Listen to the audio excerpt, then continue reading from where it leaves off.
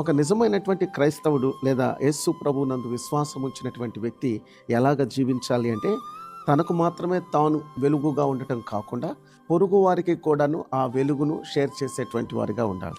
యేసు ప్రభువారు తన బోధనలో తన యొక్క వ్యక్తిత్వాన్ని గురించి చెబుతూ, ఆయన అనేకసార్లు నేను లోకమునకు వెలుగును, నన్ను వెంబడించువాడు చీకటిలో నడవక జీవపు వెలుగును కలిగి ఉంటారు అని యేసు ప్రభువారు చెప్పారు. చీకటిలో ఉన్న లోకాన్ని వెలుగులోనికి నడిపించడానికి అనేక మంది ప్రయత్నం చేసినటువంటి మహానుభావులు అని చెప్పుకునేటువంటి వారిని గురించి మనం వింటాం. కానీ యేసు ప్రభువారు మాత్రం ఈ ప్రపంచాన్ని ఆనాటి నుంచి ఈనాటి వరకు ఆయన మనుషుల యొక్క వ్యక్తిత్వాన్ని వెలిగిస్తూ వచ్చారు. మానవుని జీవితాన్ని చీకటిగా మార్చేటువంటి ఆలోచనలు ఏంటో ఆయన పసిగట్టాడు.